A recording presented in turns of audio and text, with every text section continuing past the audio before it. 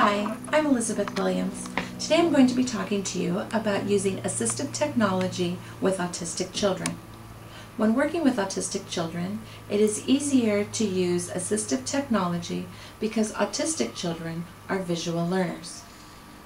What I'm going to show you now is a simple example of using a computer program to tell a story. This can be used by students of all ages in the general setting, and as well as RSP students and SDC students.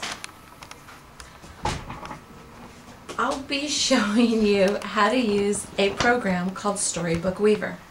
Now, this is a program that I received from Azusa Pacific University, which is a college where I got my undergraduate, where I did my undergraduate work.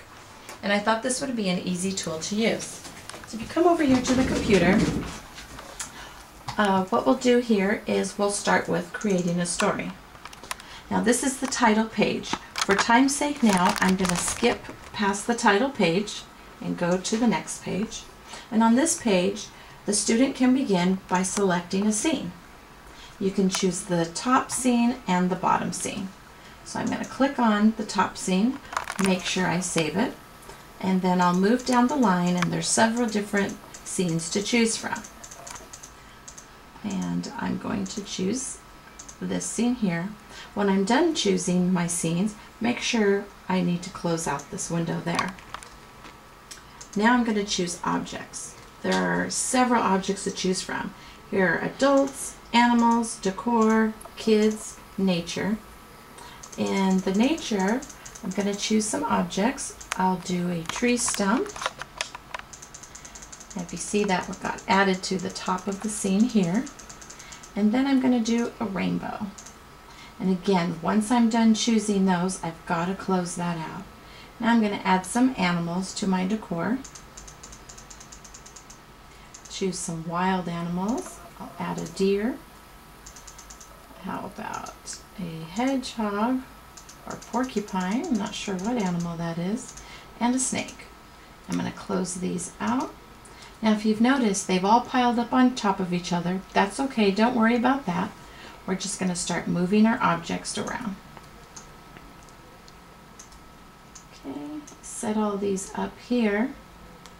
Rainbow back there and a tree stump there. Now there are other things you can do with the objects.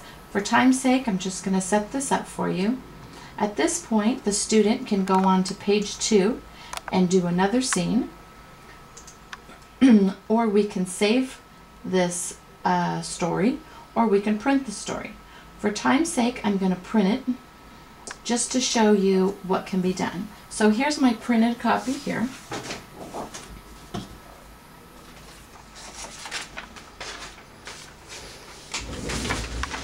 Okay, so here's the printed copy here.